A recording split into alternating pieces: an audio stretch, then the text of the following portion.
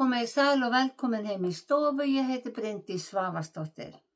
Í dag 29. september er 18. sunnudagur eftir þrenningarhátíð. Þema dagsins er æðsta boðorðið að hlusta í trú.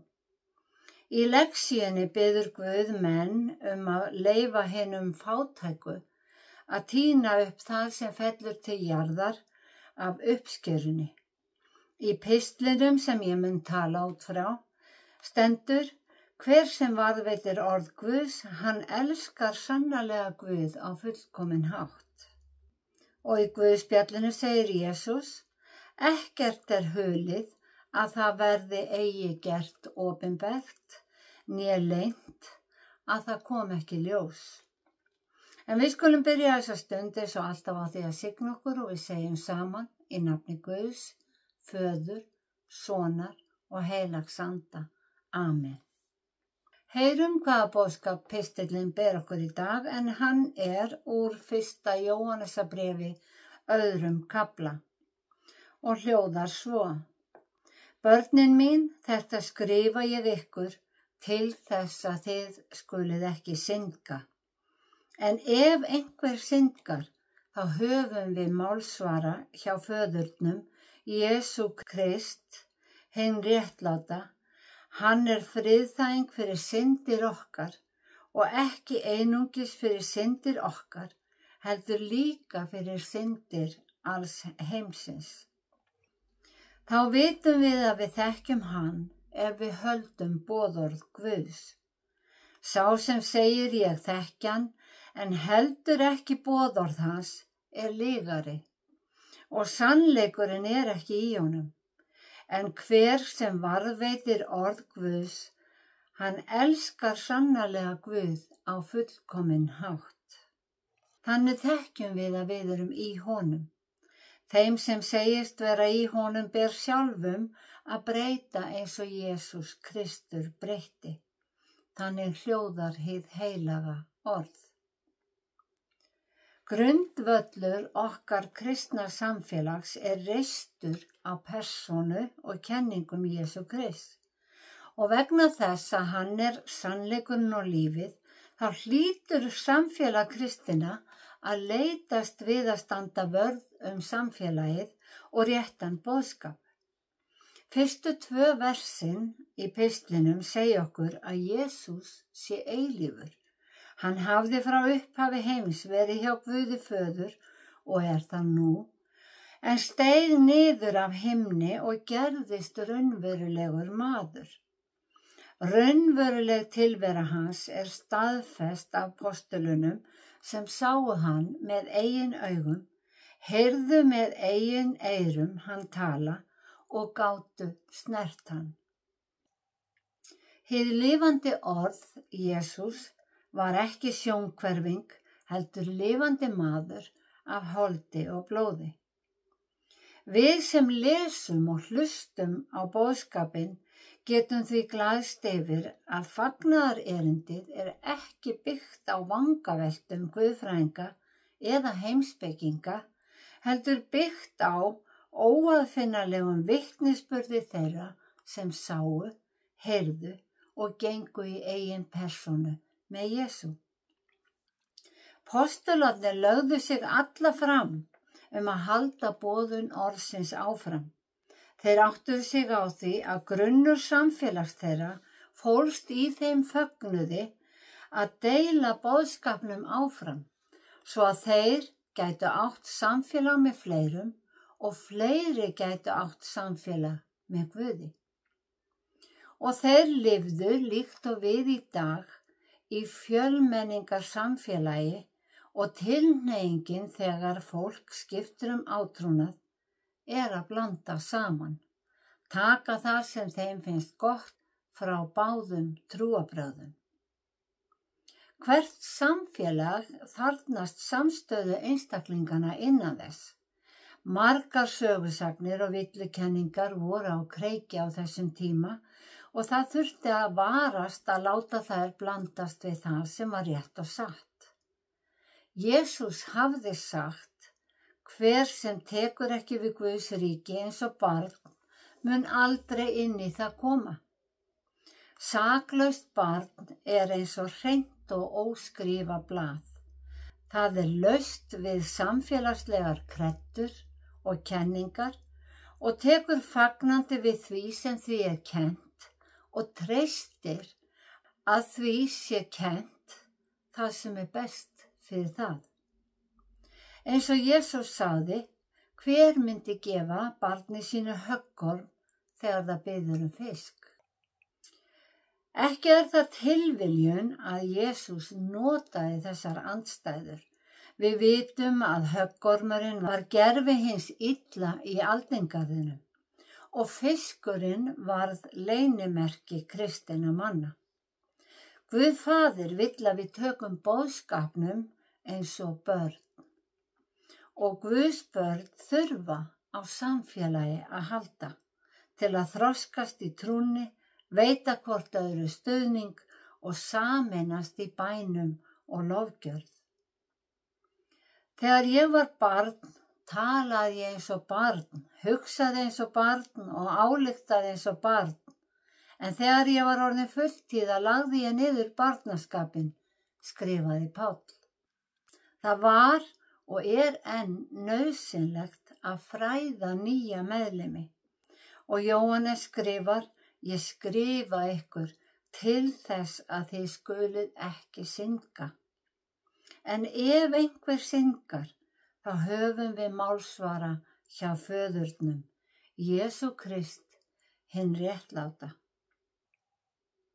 Málsvari okkar, það er að segja verjandi okkar, er sjálfur drottinn Jesús Kristur. Hann sem steig niður frá dýrð himins, niður á jörðina og fórnaði sér fyrir syndir mannanna. Hinnar góðu fréttir sem Jesús bar okkur felast í því að við frelsumst fyrir náð Guðs, náðin fæst fyrir trúna í hjartanu og vegna þess að Guð er kærleikur þá breytir trúin lífi okkar. Hún sést á breytni okkar, breytni sem kristallast í hinu nýja boðorði sem Jesús gaf okkur, því sem að við köllum tvöfalda kærleiksboðorðið. Þetta boðorð rímar við þema dagsins sem er æðsta boðorðið að hlusta í trú. Æðst er þetta, sagði Jesús. Heyr Ísrael, drottinn Guð vor, hann einn er drottinn. Og þú skalt elska drottinn Guð þinn af öllu hjarta þínu, allri sálu þinni, öllum huga þínum og öllum mætti þínum. Annað er þetta, þú skalt elska náunga þinn eins og sjálfan þig. Ekkert boðorð annað er þessu meira. Jesús var ekki að finna upp nýtt boðorð, því fyrri hlutan er að finna í 5. Mósebók og seinni hlutan í 3. Mósebók. Hið tvöfalda kærleiksboðorð innifelur allan lagabálk Guðs sem byggðist á verkum lögmálsins í Gamla testamentinu og þjónar því hlutverki að bera kærleika Guðs áfram. Í bréfinu skrifar Jóhannes, þá vitum við að við þekkjum Jesú ef við höldum boðorð Guðs. Hver sem varðveitir orð Guðs, hann elskar sannarlega Guð á fullkominn hátt. Þess vegna er fræðsla svo nauðsynleg, svo að við þekkjum Guð, þekkjum boðskapinn, þekkjum vilja hans og vitum hvað þarf til að fylgja honum. Það gerum við best í samfélagi við aðra kristna menn. Samfélag, sagði Jesús, er þar sem 2 eða 3 eru samankomnir í mínu nafni. Þar er ég mitt á meðal. Samfélag kristinna byggir á samheldni safnaðarins og byggist á því að það sé haldið utan söfnuðinn, boðskapnum sem miðlað áfram og það sé hlustað í trú. Ábyrgðin er okkar allra. Í Guðspjallinu sagði Jesús, Ekki setja menn ljós undir mæliker. Ljós þessa tíma voru kertaljós. Og við vitum að án súrefnis deyr ljósið og lýsir engum.